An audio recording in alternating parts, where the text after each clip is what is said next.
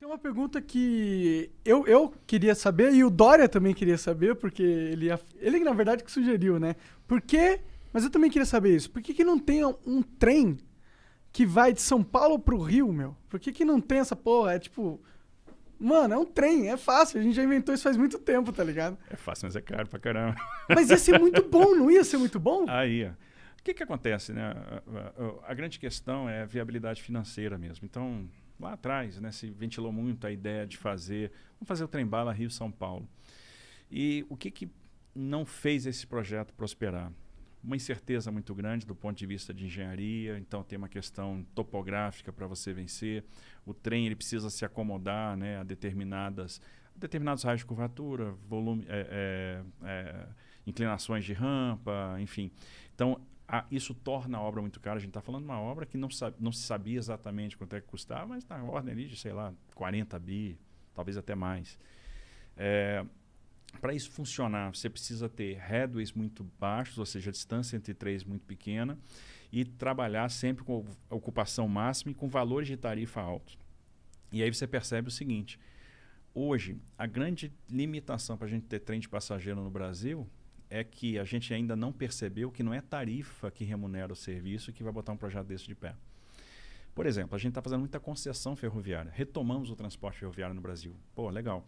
E todo mundo me pergunta, que é um desejo do brasileiro. Essa sua dúvida é a dúvida do brasileiro geral. Todo mundo pergunta, pô, mas e o trem de passageiro? Eu quero andar de trem. Todo mundo tem esse desejo. Acho que o pessoal vai lá para fora, ou a turma mais antiga andou de trem de passageiro no Brasil. Todo país desenvolvido de verdade tem uma malha ferroviária incrível, né? Exato. Faz parte do desenvolvimento de um país. Se você pegar as nossas concessões, não tem vedação ao transporte passageiro. Ou seja, o concessionário poderia operar passageiro. Por que que ele não opera? Porque eu vou suprimir capacidade da via, né? Vou subtrair alguns pares de trem-dia daquela via, e é uma operação que não vai gerar receita, né? Porque é muito melhor estar operando carga, dá muito mais dinheiro, né? Torna o negócio muito mais atrativo. Sempre quem governa a operação é a operação de passageiro, por causa da questão de segurança, etc. Existe um trem de carga que vai de São Paulo para o Rio? Existe. Ah, existe? Existe. Existe a linha da MRS que faz Rio de Janeiro São Paulo. Entendi. Então, o que que a gente precisa para dar esse passo na direção do trem de passageiros? Perceber que as operações, e uma coisa que o americano percebeu no século XIX, que as operações de passageiro vão ficar de pé a partir do momento que a gente aprender a explorar as receitas acessórias, que a gente conjugar operações de real estate, operações imobiliárias com a exploração da linha. Entendi. E esse passo pode ser dado a partir do momento que a gente aprovar ou mudar o nosso marco legal e trazer as autorizações para o nosso transporte ferroviário. O que que é isso? Hoje, fazer ferrovia no Brasil é uma exclusividade do Estado, o que não faz o menor sentido, cá para nós.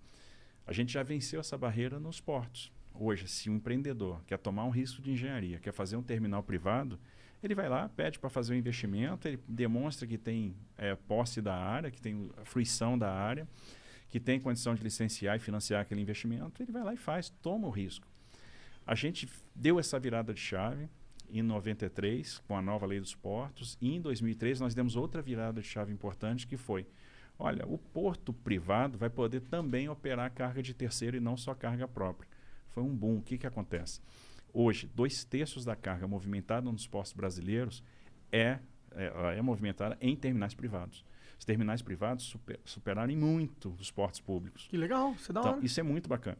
E aí, a mesma coisa, esse mesmo passo a gente tem que dar no transporte ferroviário. Por exemplo, se o cara quer tomar risco de engenharia e ele tem um plano de negócio, às vezes, bilionário, por que ele não pode fazer a ferrovia dele? Vou dar um exemplo. Nós temos papeleiras, indústrias de celulose no Mato Grosso do Sul, com investimentos de 15 bi, 10 bi. Por que o cara não pode usar 2,5 bi e recuperar a Malha Oeste e fazer o transporte dele de ferrovia para o Porto de Santos? Que a logística de celulose do Mato Grosso do Sul para Santos é de caminhão. Ou por que ele não pode fazer um ramal de Aparecida do Taboado, onde ela vai se conectar com a Malha Paulista até Três Lagoas? Isso assim, a gente está falando de um ramal de 1 bilhão e pouco. É porque ele não pode fazer, porque é exclusividade do Estado. É o marco legal que define isso. É o marco legal. Então a gente precisa romper isso. Existe alguma movimentação para mudar o marco legal? A gente está trabalhando para mudar esse marco legal. Como que é para trabalhar para mudar o marco legal? Como que a gente muda essa porra? A gente tenta... Nós encaminhamos, né, e patrocinamos um projeto de lei no Congresso. Que ele ainda não andou, não está andando. Se ele não andar, a gente tem a opção também de uma medida provisória, que talvez seja uma questão de urgência agora, a gente promover investimento. Eu acho que uma das soluções para a pandemia é a gente jogar investimento, que o nosso desafio a partir de agora vai ser gerar emprego. Com certeza. Então, quanto mais investimento, mais emprego, e é uma forma de a gente dar esse passo. No século XIX, de 1854 a 1913, nós tivemos um boom ferroviário no Brasil, com ferrovias autorizadas, todas privadas. Por que elas se tornaram públicas? Porque elas quebraram na década de 30, com a crise de 29, a crise do café, e o governo foi lá e encampou essas ferrovias que tinham dívida com financiadores. Nos Estados Unidos, até hoje, as ferrovias são privadas. Então, as ferrovias são autorizadas. Por isso, lá eu tenho 7 grandes operadores ferroviários e eu tenho 600 operadores de short lines. Eles têm 270 mil quilômetros de ferrovia, contra 28 mil quilômetros que nós temos aqui. E estamos fazendo bastante. Assim, a gente já contratou 30 bi de investimento privado em ferrovia. A gente deve chegar até o final do ano que vem com 60 bi. É um impulso ferroviário sem precedente. A gente está plantando as sementinhas que vão fazer com que o transporte ferroviário chegue lá em 2035 com 35%, 36% de participação na matriz de transporte. Então a gente sai dos 20% de hoje para 35%, 36%. A gente vai chegar perto do que um país desenvolvido tem, que é em torno de 40%. Entendi, isso em 10 anos. Em 15 anos. Em 15 anos. Porque deve ser difícil e demorado pra caralho fazer trilhos de trem em tudo que é canto. Mas se a gente for olhar, é um transporte muito seguro, até para as empresas. Em termos de passageiro é legal, mas as empresas, sim, porque não tem como roubar um trem. Quer dizer, até tem, mas é muito mais difícil, né? Você roubar uma carga na rodovia.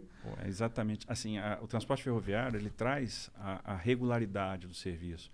O cara sabe que, às vezes, vai ter uma velocidade de deslocamento menor, mas vai transportar um grande volume, né? Então, um trem carregado, um trem desse de 120 vagões, ele vai tirar 240 bitrens da rodovia, 300 bitrens da rodovia.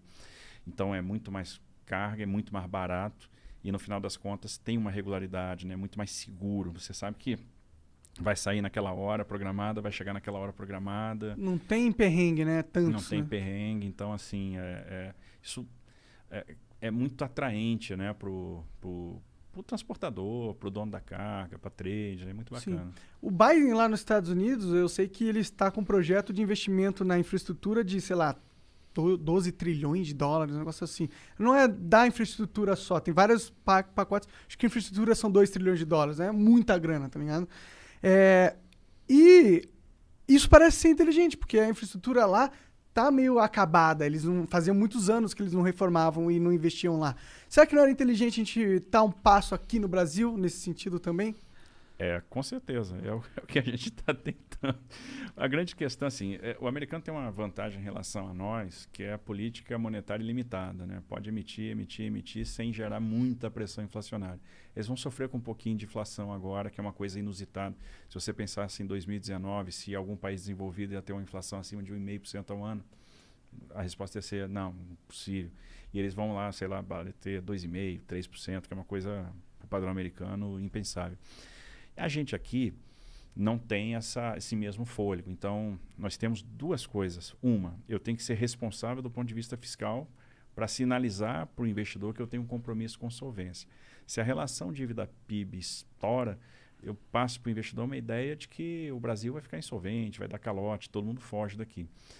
E a segunda coisa, eu tenho que trazer investimento privado. E aí é exatamente onde a gente está trabalhando. Fazer uma soma rápida aqui. A gente pensa assim nos trilhões lá de fora, fica com uma inveja danada. Eu confesso que eu fico também, tá? Fico doido para ver uns trilhões desses também. Mas vamos lá. A gente fez até agora 71 leilões de ativos de infraestrutura, né? Transferimos 71 ativos para iniciativa privada. Assinamos 96 contratos de adesão para terminais privados. Então, os leilões que nós fizemos, em torno de 75 bi de investimento contratado. Mais os arrendamentos portuários e os contratos de adesão, uns 12 bi de investimentos em portos. Agora, no segundo semestre, a gente começa uma temporada de grandes leilões. Vamos fazer de novo o leilão da rodovia Presidente Dutra, aí são 15 bi de investimento, 381 Minas, 262 Espírito Santo, são 7 bi de investimento. Aí nós vamos para... No início do ano que vem, a gente faz os 6 lotes de rodovias do Paraná, 44 bi de investimento. Tem Ferrogrão, são mais 12 bi de investimento. Porto de Santos, aí são 10 bi de investimentos.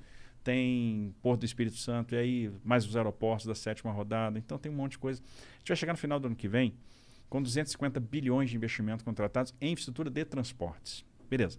Aí vamos pegar óleo e gás. Tem nada que gere tanto investimento quanto a indústria do óleo e gás e com tanta capacidade de irradiação para outras indústrias. Que, por exemplo, quando a gente faz uma licitação, um leilão de petróleo, como a gente vai fazer no final do ano, CEP e Atapu, são 2 campos grandes do excedente da seção onerosa, né, que deixaram de ser licitados há um tempo atrás, em 2019, quando a gente fez aquele grande leilão de 70 bi, a gente gera investimento na indústria da construção naval, a gente gera investimento em toda a cadeia offshore, então é um negócio bacana. O que a gente tem contratado hoje, talvez a gente esteja batendo aí quase beirando, tocando os 500 bilhões de reais de investimento. Pô, é um número expressivo. Expressivo. Aí vem saneamento básico. Aprovamos o marco legal do saneamento. Começamos a fazer os primeiros leilões de saneamento. O leilão da Casal lá em Alagoas, né, do sistema de coleta, distribuição, tratamento de água, coleta e tratamento de esgoto da região metropolitana de Maceió, Cariacica, aí veio o grande leilão, que foi o da SEDAI. 40 bilhões de reais de investimento e uma parcela da outorga que vai ser também investida em recuperação ambiental, recuperação da despoluição da Baía de Guanabara, recuperação das lagoas da Barra da Tijuca, recuperação da Bacia do Guandu, mais 10 bi de investimento. Quando a gente vai somando o potencial de saneamento, do óleo e gás, de transportes, a gente vai começar, mais do que vem em linha de transmissão, leilões de geração de energia, muito hoje focadas na eólica e na solar e tal, a gente fácil vai tocar um tri. E não vai parar por aí. Então, a gente vai chegar a um tri de reais, né? Não é de dólar, privado. Todo privado que é interessante, que nos blinda também dos soluços fiscais. E a gente acaba ficando numa situação que, olha, mantive a minha rigidez fiscal, né? Comuniquei isso bem para o investidor, estou gerando muito investimento. A gente vai ver o Brasil virando um canteiro de obras em 24, 25, 26, 27, que ali essa coisa toda que está sendo plantada agora vai estar bombando. Por quê? A gente faz um leilão, vai lá na bolsa, bate o martelo e tal, beleza. Quebra o martelo. Quebra o martelo. Só quando tá com raiva, mas às vezes é comum estar com raiva, né? Não deve ser uma vida fácil, né? Não, eu tava brincando aqui com o Igor, dizendo o seguinte, jogar Pitfall. E aí a galera mais antiga aí que jogou Atari vai lembrar. Fazer infraestrutura no Brasil, tem que pular um jacaré, tá ligado? Fazer umas paradas sinistras. Você passa por cima do tronco bobo, pula na cabeça do jacaré, pega uns cipós. O negócio não é brincadeira não. Tem que ter resiliência, né? A gente é resiliente, é animado, tem fé, gosta da parada e tal. Então, quando você faz o leilão, você tem um tempo para assinar o contrato. Esse tempo leva uns 4 meses, que o cara tem que montar uma sociedade de propósito específico, né? Montar uma empresa, aportar garantia, tal, tem aquela burocracia toda, assina um contrato. Aí ele entra numa fase onde ele vai fazer projeto de engenharia, ele vai licenciar aquele empreendimento, né, ambientalmente, e mais importante, ele vai obter funding, porque para fazer tanto investimento, ele vai atrás da operação de crédito. Uma operação de crédito de grande porte, uma operação de crédito bilionário, uma emissão de debêntures, vai levar 8 meses, um ano e 2 meses. Então ele leva um tempo para estar com a grana. Então a gente não traz esse investimento logo para o início, porque sabe que vai, no final das contas, botar uma faca no pescoço do investidor. Então tem que dar um tempo para que isso transcorra naturalmente. Então você tem uma fase de serviços iniciais, depois o investimento pesado ele começa. Por isso que eu digo, 24, 25, 26 vão estar voando. Pode crer. Então vocês estão realmente plantando sementes. Elas demoram para dar frutos, né? Exatamente. Infraestrutura é pensar a longo prazo, né? Então, infraestrutura é um tema de Estado. A gente tem que pensar em Estado quando faz infraestrutura. Não dá para pensar no governo, na eleição, porque a gente vai plantar coisa que a gente não vai colher, que a gente não vai ver. E a gente tem que ter esse discernimento para fazer as escolhas corretas, porque a gente tem que fazer o que é importante e o que é correto. Aí depois, lá na frente, o Brasil vai colher. É importante que o Brasil colha. É importante deixar o fruto. Então a gente vai plantar agora e o Brasil vai colher esse fruto lá na frente. Então essa é a lógica de quem trabalha com infraestrutura. Tem que ser assim. E a gente, nesse governo, encarou a infraestrutura como uma questão de Estado.